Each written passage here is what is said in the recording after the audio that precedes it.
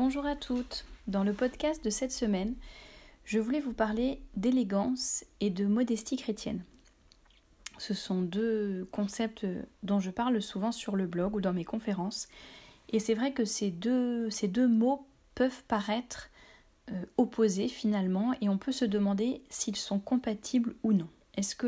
l'élégance est compatible avec la modestie ? Alors il faut savoir que la modestie, c'est donc la modération,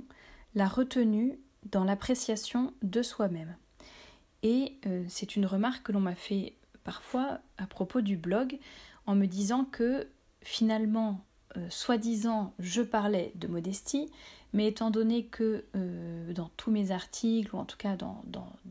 la plupart d'entre eux, je parle beaucoup de la beauté extérieure, la façon de s'habiller, la façon de se mettre en valeur, etc., on me dit finalement, ça ce n'est pas de la modestie, ça pousse finalement à la superficialité, à la vanité, à l'orgueil, etc. Alors, il faut savoir tout d'abord que, évidemment, le blog parle de vêtements et d'apparence extérieure, puisque c'est le thème du blog. Évidemment, il y a d'autres choses qui sont importantes dans la vie d'une femme catholique ou d'une femme tout court d'ailleurs. Mais, ceci dit, il y a aussi énormément d'articles sur le fait de cultiver sa vie intérieure, d'avoir une vie de prière, des réflexions également par rapport à la vocation de la femme, au don de soi, à la maternité. Bref, si vous ne connaissez pas le blog, je vous invite à aller le voir tout simplement pour vous faire votre propre opinion. Tout ça pour dire que élégance et modestie chrétienne ne sont pas incompatibles, loin de là. Alors pourquoi on a cette impression que ce sont deux choses opposées ? Parce que souvent quand on pense à la modestie, c'est un mot que l'on associe à quelque chose de sombre, de sérieux, voire un petit peu de rétrograde, quelque chose vraiment de triste, de caché, etc., alors que l'élégance, on pense forcément à quelque chose de positif, de rayonnant, de joli, d'agréable à regarder, et donc forcément on se dit que les deux ne peuvent pas être compatibles. Alors, je vous propose de penser, de réfléchir à de nombreuses choses qui ont été dites notamment par saint François de Sales dans l'introduction à la vie dévote, qui disait au contraire que la propreté et la beauté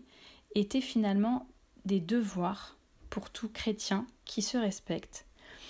et qu'il voyait avec beaucoup de joie, en tout cas il encourageait tous ses protégés à être toujours propres, nets, bien habillés, sans vêtements troués ni quoi que ce soit, non pas par vanité, mais tout simplement par respect pour eux-mêmes et pour les autres. Le fait d'être propre sur soi, de faire attention à la façon dont on s'habille, dont on agit avec les autres, la façon de se coiffer, de se tenir, etc., montre le respect que l'on a pour soi, pour le corps et les talents et tous les dons que le bon Dieu nous a donnés. Mais également la beauté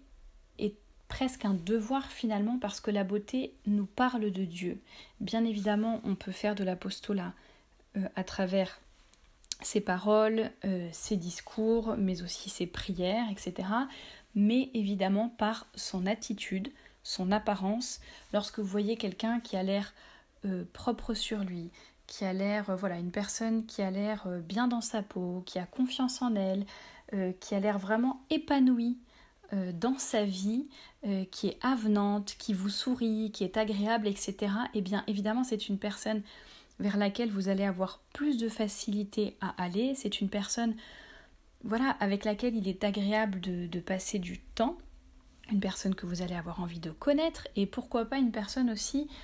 qui va vous faire vous questionner et vous demander, pourquoi cette personne est toujours joyeuse, pourquoi cette personne est toujours charitable, pourquoi cette personne elle est honnête, elle est droite, en même temps elle a l'air épanouie, elle a l'air d'avoir des principes, etc. Voilà. Et rien que par notre joie de vivre, notre apparence, notre attitude, nous pouvons aussi amener les autres à se poser de bonnes questions, à se poser des questions par rapport à la foi, par rapport à Dieu, et tout simplement les amener, amener certains débats ou aider certains débats, alors que au contraire, quelqu'un qui a l'air négligé, qui a l'air renfermé, mal dans sa peau, en plus un peu mal habillé ou coincé ou vraiment négligé avec des vêtements troué, pas repassé, les cheveux dans la figure, qui ne sent pas bon, qui a les ongles sales, enfin voilà, j'exagère un petit peu, je noircis le tableau, mais c'est vrai que finalement, les impressions extérieures ont une apparence, même si évidemment elles ne font pas tout, on est bien d'accord, mais en tout cas, elles jouent un rôle dans la façon dont nous allons être perçus par les autres. Et je pense qu'il est vraiment très important de tout simplement d'optimiser de ce que le bon Dieu nous a donné, de respecter aussi ce que nous avons reçu et de mettre notre beauté au service de l'apostolat et tout simplement, tout en gardant évidemment cette élégance et cette beauté, on va dire sous le voile de la modestie chrétienne et de la décence. Donc voilà, essayer d'être belle au naturel, éviter tout ce qui est vraiment trop extravagant, savoir aussi tout simplement accepter ses défauts, petits et grands, voilà, si on a des boutons sur le visage, si on a un nez qu'on trouve un peu trop grand, des oreilles qu'on trouve trop décollées ou je ne sais quoi, voilà, tous ces petits complexes, essayer aussi de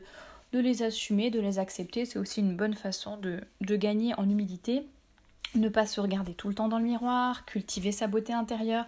tout ça c'est des choses dont j'ai déjà parlé dans une précédente newsletter. D'ailleurs si ça vous intéresse, je vous mets le lien en barre d'information, donc sous cette vidéo, le lien pour vous abonner à cette newsletter et la recevoir chaque dimanche. Et voilà, donc dans cette newsletter, j'avais déjà donné pas mal d'idées pour être à la fois élégante, tout en restant modeste et sans tomber dans la coquetterie ou la superficialité. Et pour terminer ce petit podcast, je vous citerai donc alors c'est une phrase qui est anonyme, je n'ai pas retrouvé l'auteur, mais elle remet bien chaque chose à sa place et elle nous aide à bien réfléchir justement sur un peu la place de la beauté dans notre vie.